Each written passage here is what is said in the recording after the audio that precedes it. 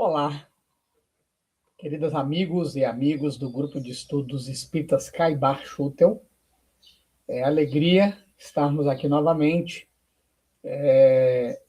agora numa reflexão de Natal, né? E creio que a lição sobre a qual nós vamos refletir é uma lição bastante apropriada para o período, um período em que não se comemora apenas o nascimento de nosso Mestre Jesus, mas traz também como proposta o nosso próprio renascimento em espírito, dado que nós temos renascido inúmeras e inúmeras vezes da água, portanto, da matéria, no corpo físico, mas pouco temos aproveitado o renascimento em espírito. Então, é sobre isso que vamos refletir a partir da lição 157 do livro Vinha de Luz, da série Fonte Viva, intitulado Remédio Salutar. Vamos então orar para darmos início às reflexões. Senhor Jesus, que nestes tempos de clima natalino, onde comemoramos a tua chegada num corpo material no orbe terrestre, para nos ensinar o caminho da verdade para a vida abundante, nós te oferecemos, Senhor, os nossos corações como a sublime manjedoura para que tu nasças definitivamente em todos nós, Senhor Jesus. Nos inspire a todos e permaneças conosco hoje e sempre. Que assim seja. Bem, e nós queremos, então, começar do trecho da Epístola de Tiago, capítulo 5, versículo 16, onde Emmanuel faz um recorte em cima do qual ele vai refletir, né? Confessai as vossas culpas uns aos outros e orai uns pelos outros, para que sareis. E vejamos que a proposta de Tiago é, no mínimo, ousada. Imaginamos se nas agremiações espíritas nós tivéssemos a liberdade de confessar as nossas culpas uns aos outros, pudéssemos falar abertamente, livremente, dos nossos equívocos, dos nossos pensamentos que ainda não se ajustam ao Evangelho e à doutrina espírita, tivéssemos a liberdade de falar do que sentimos, sem sermos acusados, julgados e até mesmo excluídos. Se assim o fosse, certamente o movimento espírita seria um movimento muito mais fraterno e ele expressaria de maneira muito mais ampla e profunda esta fraternidade, a boa nova que o Evangelho vem nos propor. Mas somos seres que ainda somos portadores de muitas culpas e temos necessidade de esconder, inclusive de nós mesmos, pensamentos, desejos, sentimentos e emoções que negamos sem nos dar conta de que, ao não confessar nem para nós mesmos as nossas culpas, nós perdemos uma oportunidade luminosa de trabalhar este material, de nos libertar deste material, de transformar treva de ignorância em luz de sabedoria. E não é por outro motivo que em O Livro dos Espíritos, Allan Kardec indaga das entidades venerandas se os espíritos conhecem os nossos pensamentos mais ocultos e obtém como resposta que até aqueles que nós gostaríamos de esconder de nós mesmos. que nada estaria oculto ao olhar dos espíritos. Então, Kardec faz uma outra pergunta: se assim seria mais fácil esconder algo de alguém quando esse alguém estivesse vivo no corpo do que quando este alguém estivesse morto sem o corpo? E então, outra resposta contundente, né? Que muitas vezes, quando nós nos julgamos sozinhos, nós estamos cercados por uma multidão de espíritos. Então, vejamos bem, né? A primeira questão que se impõe a nós é que nós precisamos parar de mentir para nós mesmos. Mentir no sentido de nós aprendermos a assumir aquilo que pensamos, aquilo que sentimos, aquilo que desejamos. E fazer isso com amor.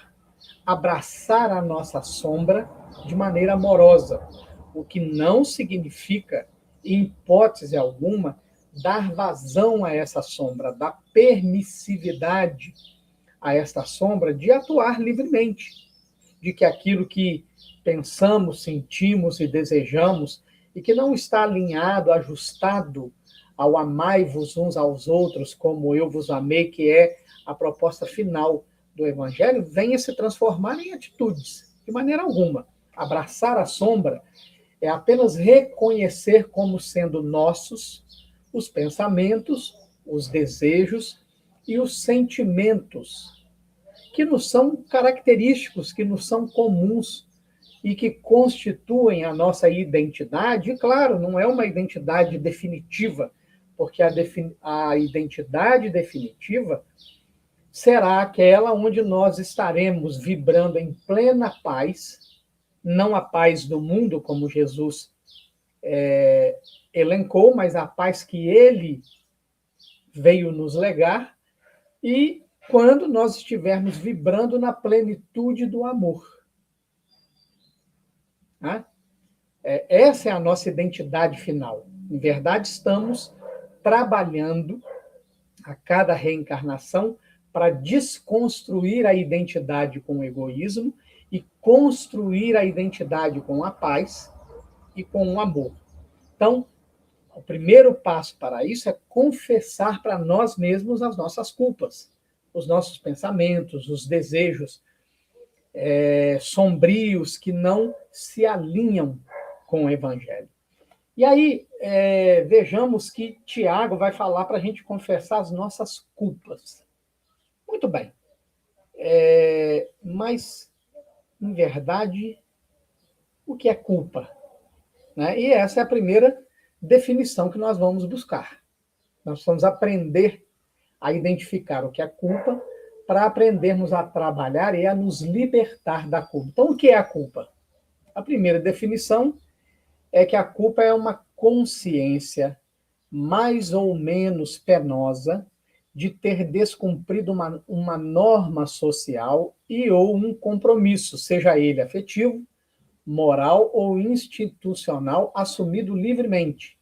E a segunda definição de culpa é a responsabilidade por dano, por mal, por um desastre que nós causamos a outrem. Logo, culpa é, portanto, aquilo que nós sabíamos que devíamos fazer, que assumimos o compromisso de fazer, que era claro e objetivo para nós, e mesmo assim nós não fizemos.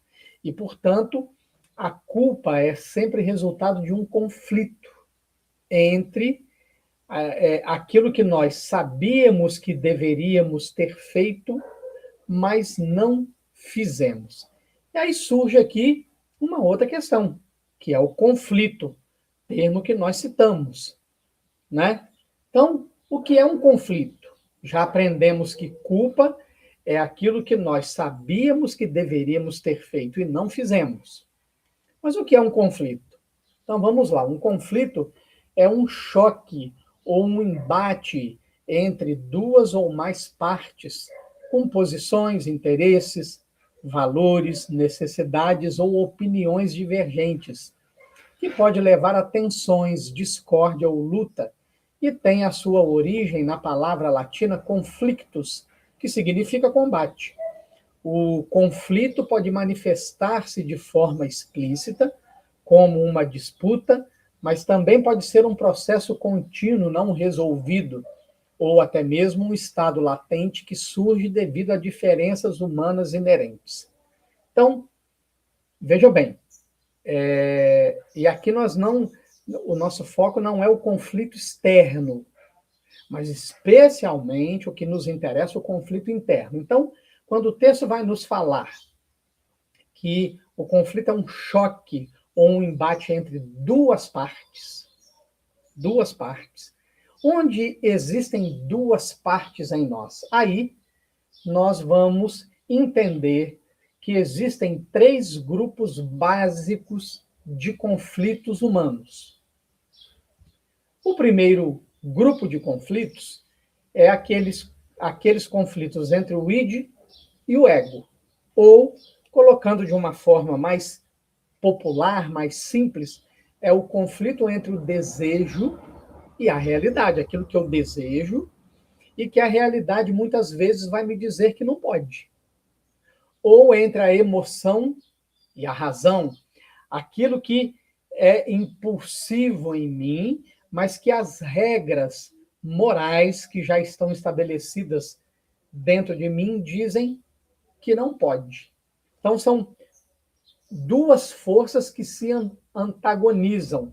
Em psicanálise, é o conflito entre o id, que está lá no nosso inconsciente, onde estão os nossos medos, as nossas culpas, os nossos desejos, e o ego, que é aquela parte da nossa psique que que existe para lidar com a realidade, para se adaptar à realidade, né? Então, esse é o primeiro grupo. O id deseja e o ego diz, opa, espera aí, esse desejo não pode, ou ele pode parcialmente, ou ele precisa ser modificado, transformado, para que possa se adequar à realidade, e então esse desejo ser realizado. Então, esse é o primeiro grupo de conflitos dos seres humanos, e esse grupo de conflitos ele vai gerar, via de regra, as chamadas neuroses, né? O campo das neuroses. O segundo grupo de conflitos é entre o ego e a realidade. Então, vamos dar um exemplo aqui que compreendemos ser bastante didático e que é contemporâneo de nós todos. Imaginem os indivíduos que estão lá na faixa de Gaza, né? Sendo bombardeados, sendo assassinados, sendo ameaçados, não tendo mais familiares, não tendo mais casa, não tendo mais trabalho, não tendo mais comida, não tendo mais hospital, não tendo mais medicação. Olha que realidade ameaçadora. Então, o ego, né, entra em conflito com essa realidade. E, por fim, o terceiro grupo de conflitos humanos é aquele entre o ego e o superego, ou entre o ego e a consciência, né? A consciência que vigia o tempo todo os desejos do id, né?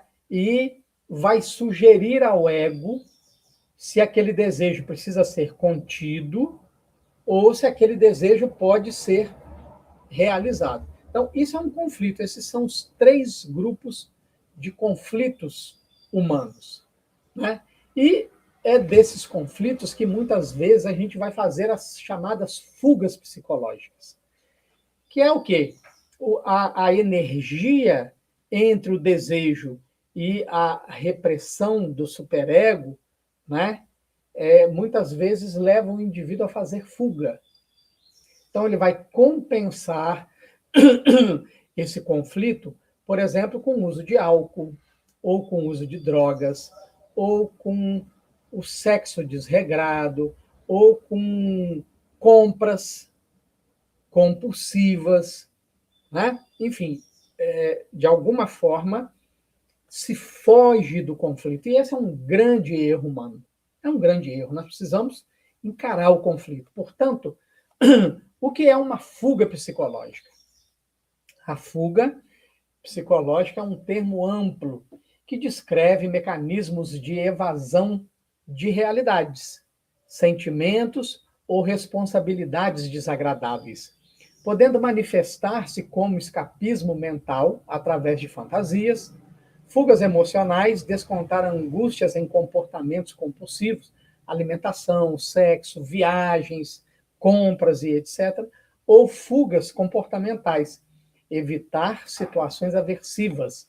O termo também pode se referir a um transtorno raro, como a fuga dissociativa, amnésia e deslocamento geográfico para locais desconhecidos, ou como um sintoma de outros quadros, como a fuga de ideias. Então, isso é a fuga psicológica, né? Mas aí, veja bem, existe uma raiz, aquilo que é, em verdade, o grande gerador do conflito humano. E isso está lá no Livro dos Espíritos, né? Essa raiz de todos os conflitos humanos está lá no Livro dos Espíritos. Vejamos, na questão 621, Allan Kardec indaga: onde está escrita a lei de Deus? E a resposta é na consciência. E aí Kardec faz uma subpergunta, né? Visto que o homem traz em sua consciência a lei de Deus, que necessidade havia de lhe ser ela revelada? E aí os espíritos respondem para Kardec: ele a esquecera e desprezara. Quis então Deus lhe fosse lembrada. Minhas irmãs e meus irmãos, compreendamos. Ter a lei de Deus gravada no nosso psiquismo significa que nós somos sondados o tempo todo. Significa que a mais ínfima vibração de um desejo é registrado no nosso perispírito. A nossa consciência profunda, a consciência do self, do espírito imortal que nós somos, está ali o tempo todo mensurando tanto o que vibra de nós para o exterior, quando passa pelo perispírito, é registrado, como quando aquilo que vem do exterior para o interior, também ao passar pelo perispírito, é registrado. E essa consciência profunda sabe tudo aquilo que o ego fez, a persona que nós estamos, a personalidade atual. Tudo que esta personalidade fez, escolheu, falou, sentiu, desejou e agiu, que estava de conformidade com o Evangelho. Portanto, não foi gerador de conflitos, porque estava alinhado com o amai-vos uns aos outros como eu vos amei, tanto quanto daquilo que não está alinhado com essa proposta do Evangelho. E todas as vezes que algo que vibra em nós, seja pensamento, fala, sentimento, desejo ou ação, está desalinhado com o Evangelho, entramos em conflito.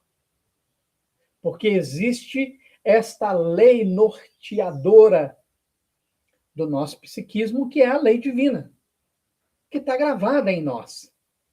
E quando nós nos afastamos dessa lei, isso está lá no capítulo 1 da terceira parte do Livro dos Espíritos, onde Kardec vai estudar a lei divina ou natural, os espíritos vão dizer de maneira clara, cristalina, que todas as vezes que nós nos afastamos da lei de Deus, nós entramos em sofrimento, nós nos tornamos infelizes. E, portanto, estamos em conflito. E que todas as vezes que nós nos alinhamos a esta lei divina, nós produzimos harmonia, equilíbrio, paz.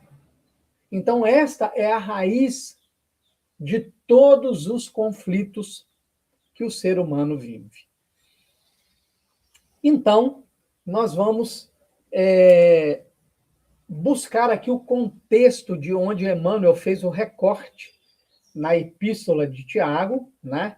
Nós buscamos todo o capítulo 5, desde o versículo 1, todo não, né? Pegamos o capítulo 5, fomos do versículo 1 até um determinado versículo que traz a ideia de Tiago, né, de onde Emmanuel vai lá e faz o recorte. Aliás, esse é um lembrete bastante importante, né? Quando Emmanuel pega o Novo Testamento e faz esses recortes, né, ele está nos convidando que antes da gente ler a sua análise, a sua interpretação daquele capítulo e versículo que ele retirou, que nós possamos ir no Novo Testamento e ampliar o conhecimento para entender a ideia que estava contida ali, para além daquele recorte que ele fez, de maneira que a sua análise se torne ainda mais ampla e profunda para nós. Então, fica essa dica.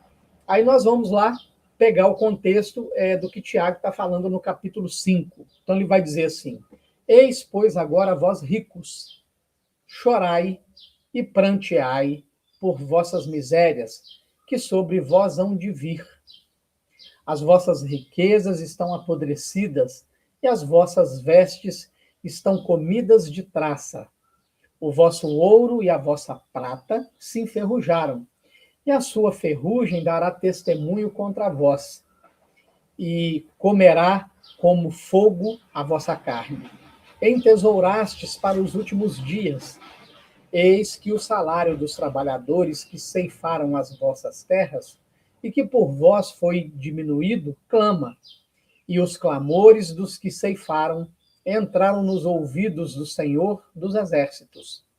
Deliciosamente viveste sobre a terra, e vos deleitastes, cevastes os vossos corações como num dia de matança. Percebamos que Tiago faz uma crítica severa, não aos ricos de maneira generalizada, mas àqueles ricos que são apegados à posse, e mais do que apegados à posse, eles exploram aqueles que trabalham para eles. Portanto, a crítica de Tiago é dirigida aos ricos que exploram os seus irmãos para terem uma vida farta, uma vida sem limites, impondo aos seus irmãos, muitas vezes, sacrifícios, inclusive, da própria saúde e da própria vida. E podemos nós até pensar assim, mas espera aí, Tiago aqui, nesta época, né? Porque ele escreve isso há 2000 anos atrás, né? Tiago não era um espírito tão evoluído, um espírito que estava ali, talvez transitando da terceira para a segunda ordem. Então, com que autoridade Tiago vai falar sobre isso? Né? E aí nós nos recordamos de uma fala de Jesus, onde esse texto de Tiago está perfeitamente ancorado nessa fala, conectado, linkado a essa fala. Essa fala de Jesus, ela é uma lente que Jesus está nos oferecendo para nós, primeiro, enxergarmos a nós mesmos. Em qual das duas posições nós vamos estar? Depois, enxergarmos as pessoas, enxergarmos os empresários, enxergarmos as lideranças artísticas, as lideranças políticas, né, as lideranças empresariais, né, para que nós nos orientemos sobre questão de apoio. A quem apoiamos? Estamos apoiando quem está numa posição ou quem está noutra posição? Então, vamos ao texto de Jesus, está lá no Evangelho de Mateus, capítulo 25, versículos de 31 a 46. E o texto diz assim: e quando o Filho do Homem vier em sua glória, e todos os santos anjos com ele, então se assentará no trono da sua glória. E todas as nações serão reunidas diante dele, e apartará uns dos outros, como o pastor aparta dos bodes as ovelhas. E porá as ovelhas à sua direita, mas os bodes à esquerda. E aqui está o que eu falava ainda há pouco sobre de que lado nós estamos. Então, é uma metáfora De um lado tem a metáfora das ovelhas, do outro lado a metáfora dos bodes. As ovelhas estarão à direita e os bodes à esquerda. Então dirá o rei aos que estiverem à sua direita, e aqui está a lente: vinde, benditos de meu Pai, possuí por herança o reino que vos está preparado desde a fundação do mundo. Porque tive fome e me destes de comer, tive sede e me destes de beber, era estrangeiro e hospedastes-me, estava nu e vestistes-me, adoeci e visitastes-me, estive na prisão e fostes me ver. Então os justos lhe responderão dizendo: Senhor, quando te vimos com fome e te demos de comer, ou com sede e te demos de beber? E quando te vimos estrangeiro e te hospedamos, ou nu e te vestimos? E quando te vimos enfermo ou na prisão e fomos ver-te? E respondendo o rei, lhes dirá: Em verdade vos digo que quando fizestes a um destes meus pequeninos irmãos, a mim o fizestes. Meus amigos e minhas amigas, essa é a lente. A lente com a qual eu preciso me olhar no espelho da minha própria consciência e me enxergar. Estou na condição de ovelha? Sou favorável ao bem? Estou a favor dos menos favorecidos, daqueles que estão em dificuldades? Dos pobres, dos miseráveis, da classe trabalhadora? Dos desprovidos de recursos? Porque se estou, eu então estou à direita do rei e estou na condição de ovelha, nesse símbolo da ovelha, que é o símbolo da mansidão, o símbolo do próprio cordeiro, que é o símbolo de Jesus e, portanto, estou sintonizado com o evangelho. E aí agora vem a metáfora do bode, que é aquele que vai estar à esquerda. Aí vamos lá. Então dirá também os que estiverem à sua esquerda: apartai-vos de mim, malditos, para o fogo eterno, preparado para o diabo e seus anjos. Porque tive fome e não me destes de comer, tive sede e não me destes de beber, sendo estrangeiro não me hospedastes, estando nu não me vestistes, enfermo e na prisão não me visitastes. Então eles também lhe responderão dizendo: Senhor, quando te vimos com fome e com sede, ou estrangeiro, ou nu, ou enfermo, ou na prisão, e não te servirmos? Então lhe responderá dizendo: Em verdade vos digo que, quando a um destes pequeninos o não fizestes, não o fizestes a mim. E irão estes para o tormento eterno, mas os justos para a vida eterna. Esse é o filtro, esta é a lente. Eu estou na condição de ovelha ou estou na condição de bode? O empresário a quem eu apoio é ovelha ou é bode? O artista que eu sigo é ovelha ou é bode? O político que me agrada, a ideologia que me agrada, é ideologia de ovelha ou é ideologia de bode?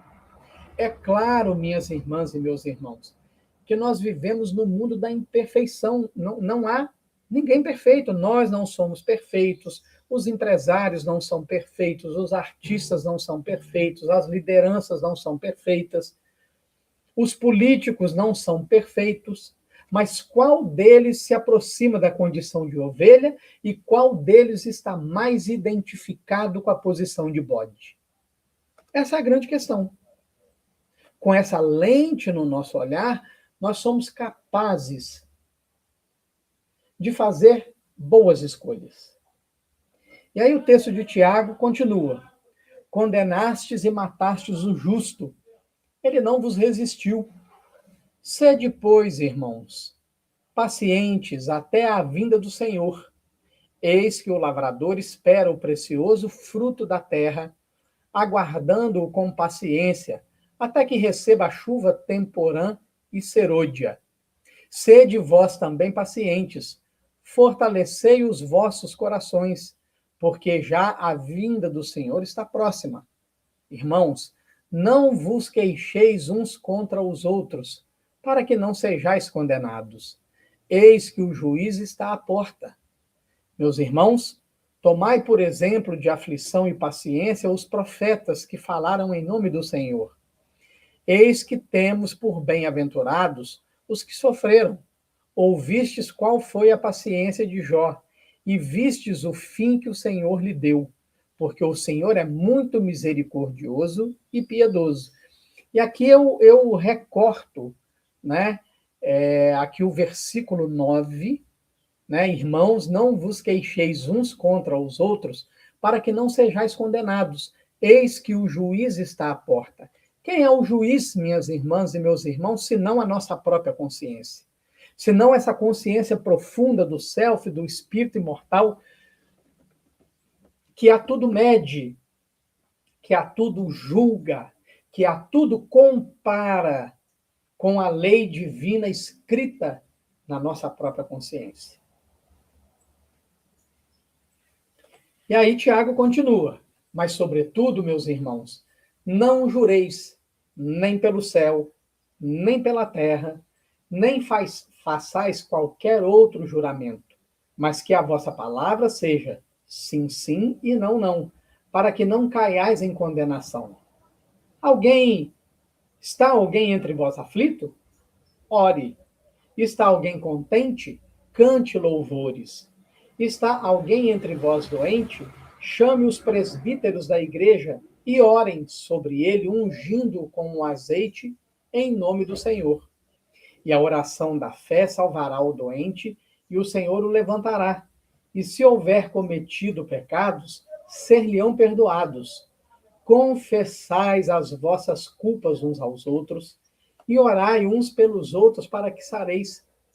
A oração do justo pode muito em seus efeitos.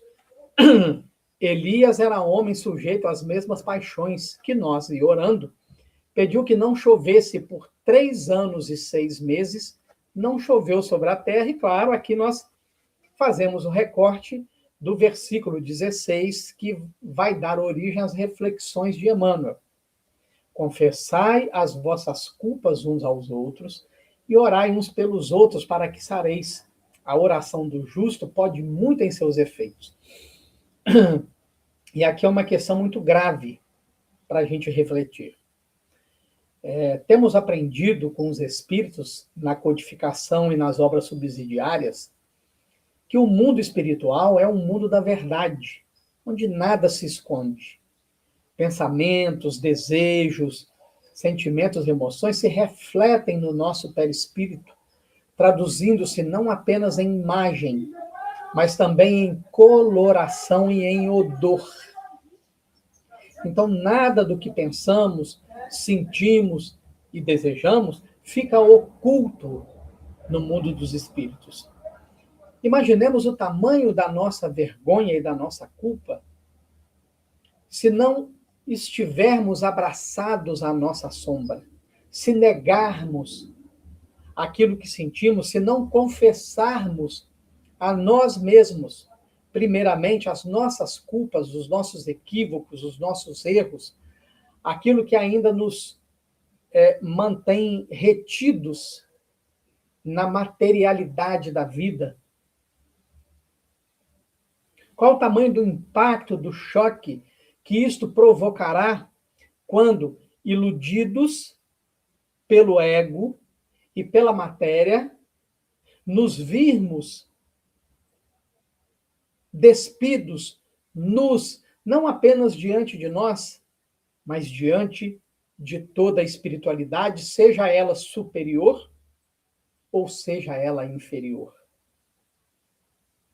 Portanto, é preciso que nos habituemos, desde agora, a confessar para nós mesmos as nossas culpas, para que ganhemos a liberdade de confessá-las aos outros, num processo terapêutico fenomenal, porque é isso que acontece numa terapia, não importa a linha, não importa se dentro das linhas da psicologia ou dentro das linhas da psicanálise, o sujeito se confessa a si mesmo, e é isso que o psicanalista Jacques Lacan, seguidor de Freud, vai dizer que o indivíduo não sente angústia pelo que fala, mas ele sente angústia por ouvir aquilo que ele próprio fala e, portanto, neste momento, ele ganha condições de se libertar dessa angústia, porque está falando terapeuticamente. Assim, quando eu confesso a mim mesmo as minhas culpas, eu estou me trabalhando em terapia, eu estou produzindo cura interior. E aí o texto de Tiago, para a gente finalizar, né, essa primeira parte, vai dizer: e orou outra vez, e o céu deu chuva, e a terra produziu seu fruto. Irmãos, se algum dentre vós se tem desviado da verdade, e alguém o converter, saiba que aquele que converter um pecador do erro do seu caminho, salvará da morte uma alma e cobrirá uma multidão de pecados. Muito bem. Tendo finalizado aqui o contexto e entendendo melhor o pensamento de Tiago, estamos prontos para começar no texto de Emmanuel, né? Então, lá no Vinha de Luz, na lição 157, ele vai dizer: a doença sempre constitui fantasma temível no campo humano, qual se a carne fosse tocada de maldição. Entretanto, podemos afiançar que o número de enfermidades essencialmente orgânicas, sem interferências psíquicas, é positivamente diminuto. A maioria das moléstias procede da alma, das profundezas do ser, não nos reportando a imensa caudal de provas expiatórias que invade inúmeras existências em suas expressões fisiológicas. Referimos-nos tão somente às moléstias que surgem de inesperado com raízes no coração.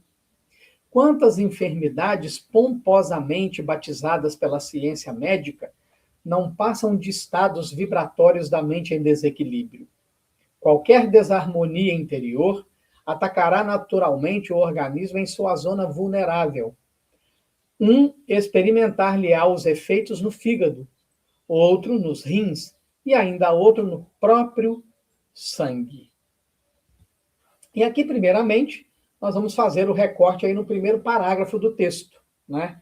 Quando Emmanuel vai apontar, né, que de todo o rol de doenças que nos acometem, né, aquelas sem interferência psíquica e que começam no corpo físico são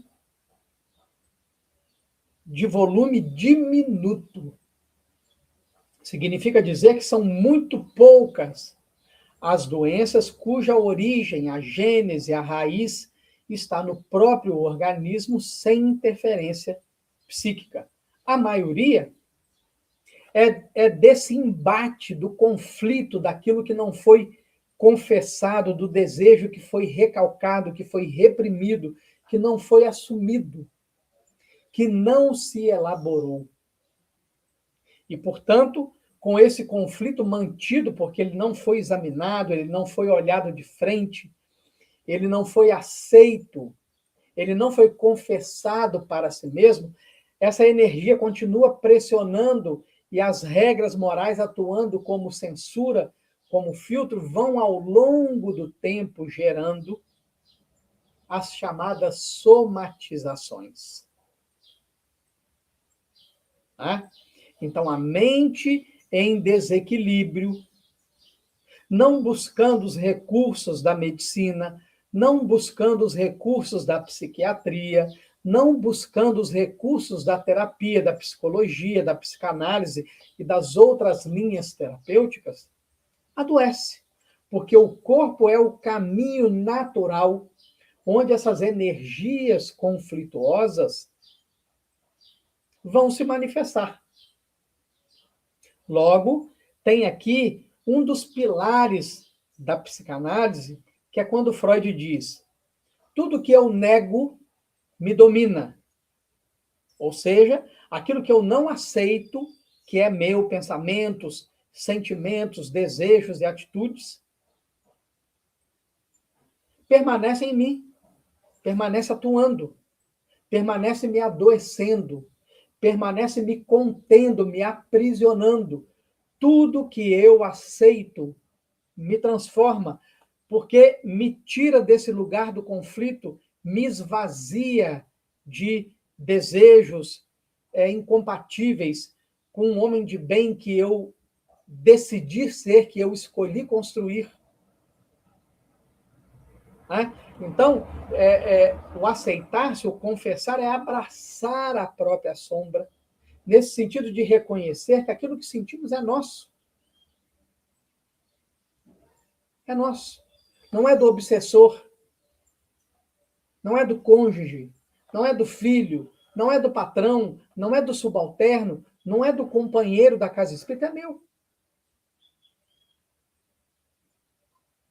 E quando eu não resolvo, não elaboro este conflito, ele vai atacar as zonas frágeis que nós lesamos em vidas passadas e que cada um conhece. Aquela parte que mais adoece ao longo da vida. Então, Emmanuel continua. Em tese, todas as manifestações mórbidas se reduzem a desequilíbrio. Desequilíbrio esse cuja causa repousa no mundo mental. O grande apóstolo do cristianismo nascente foi médico sábio, quando aconselhou a aproximação recíproca e a assistência mútua como remédio salutar. O ofensor que revela as próprias culpas ante o ofendido lança fora detritos psíquicos, aliviando o plano interno. Quando oramos uns pelos outros, nossas mentes se unem no círculo da intercessão espiritual e, embora não se verifique o registro imediato em nossa consciência comum, há conversações silenciosas pelo sem-fio do pensamento. E aí, olha que interessante, né? Em tese, todas as manifestações mórbidas se reduzem a desequilíbrio. Desequilíbrio este cuja causa repousa no mundo mental. E aí nós nos recordamos nesse ponto como a nossa visão ainda é tacanha, como ela é míope, né?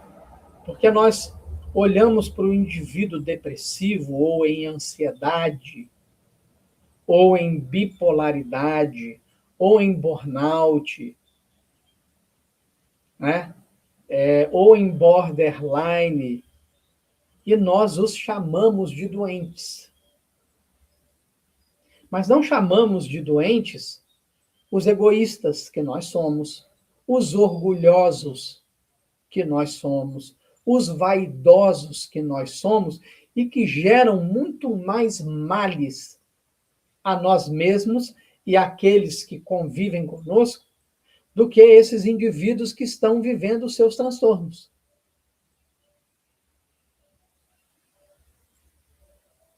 Quantos males o egoísmo é causador, vamos nos recordar que em O Livro dos Espíritos, o espírito Fénelon vai dizer com todas as letras que o egoísmo é o antagonista da caridade. Ele é o que impede o desenvolvimento das virtudes e que a caridade é a mãe de todas as virtudes. Ora, logo, onde o egoísmo vigora, não é possível haver virtudes. É preciso matar o egoísmo de fome, entender seus mecanismos de ação, aquilo em nós que o alimenta. Para que, conforme Fénelon também nos orienta nas questões 913 e 917 de O Livro dos Espíritos, não adianta tratar o efeito do egoísmo. É preciso ir ao fundo, à sua raiz. E aí sim, matá-lo dentro de nós.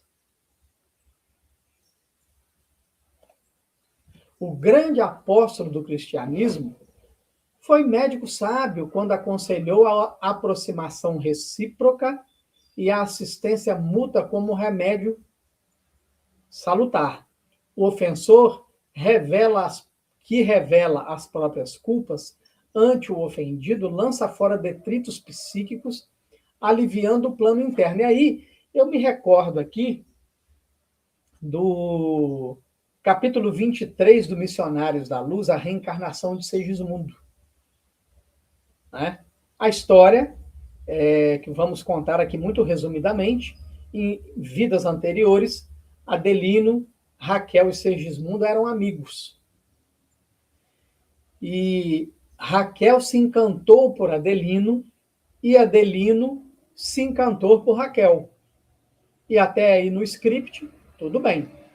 O problema é que Segismundo, sendo amigo de Adelino, se encantou também por Raquel e não aceitou a escolha dela por Adelino. Tomado de paixão incontrolável, planejou matar o amigo, cogitando que, assim, a eleita do seu coração, sem a presença do seu amado, logicamente o escolheria. E, claro, o tiro saiu pela culatra. Ao matar Adelino, Raquel não quis ficar com Segismundo e se desequilibrou a ponto tal que caiu nas malhas da prostituição, da promiscuidade, melhor dizendo. Né?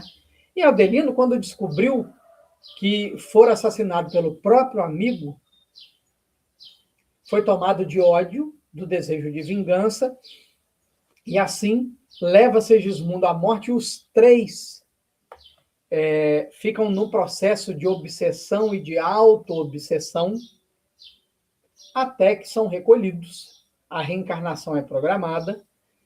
Adelino e Raquel reencarnam primeiro para futuramente receber Segismundo como filho. E é aí que o problema se dá. Porque quando Segismundo se aproxima da residência de Adelino e de Raquel, a presença do Segismundo desperta no Adelino a lembrança do crime que fora cometido contra ele, Adelino. Então, Adelino passou a ter pesadelos.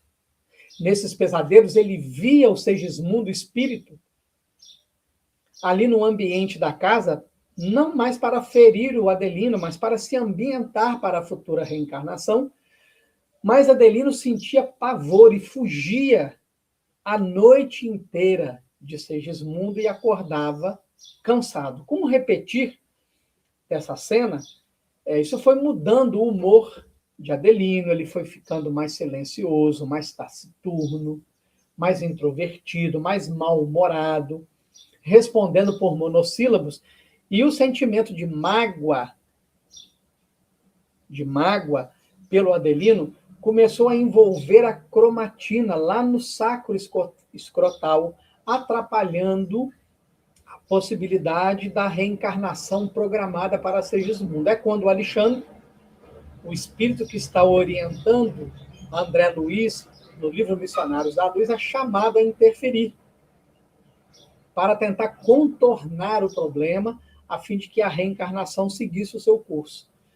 Então, ele organiza uma reunião à noite, né, e Adelino, em desdobramento, né, sente novamente o pavor diante de Segismundo, mas Segismundo, em joelhos, lhe pede perdão.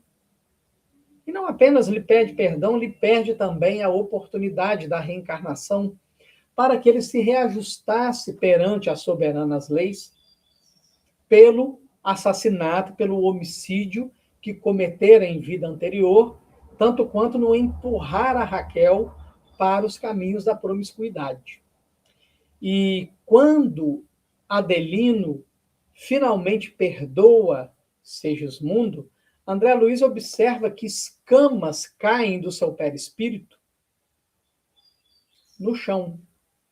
E um espírito trabalhador que está junto a André Luiz diz a ele: o perdão foi genuíno, foi autêntico, porque aquelas escamas que estão no chão eram as escamas da mágoa que estavam no organismo, no perispírito de Adelino.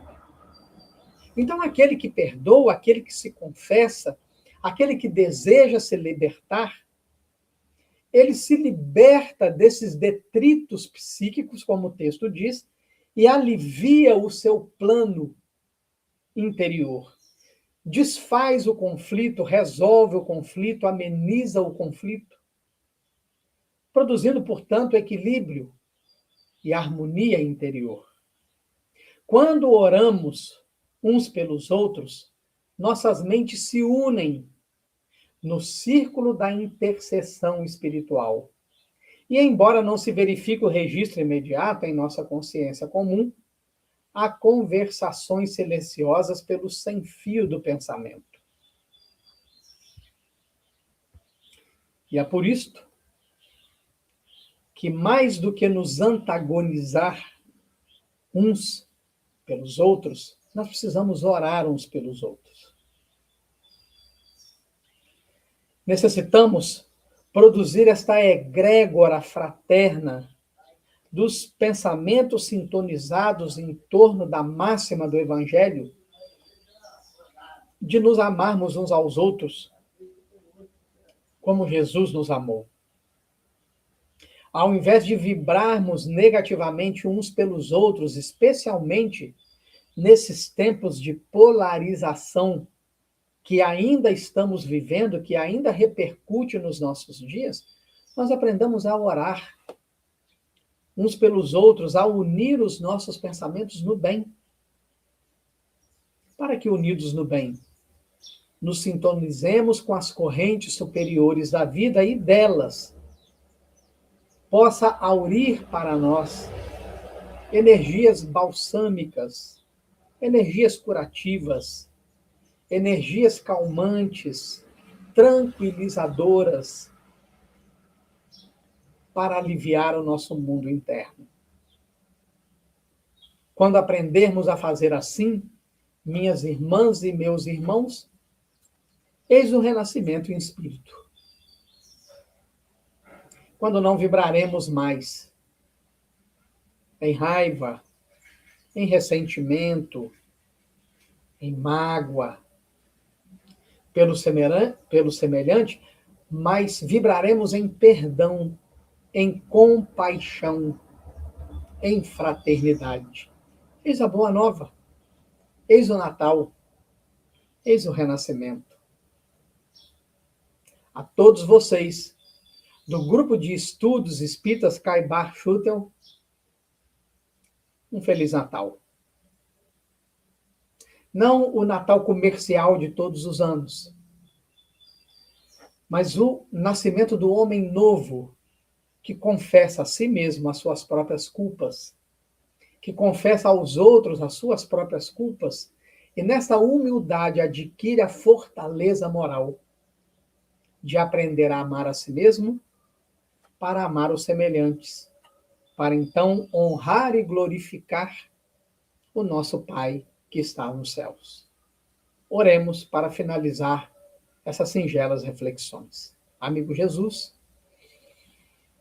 coração transformado em manjedoura,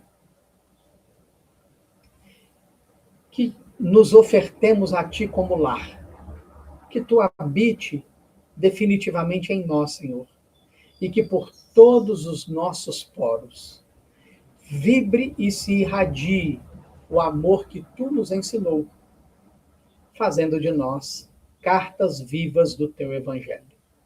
Sejas conosco, amigo Jesus, hoje e sempre, que assim seja, graças a Deus. Feliz Natal a todos nós.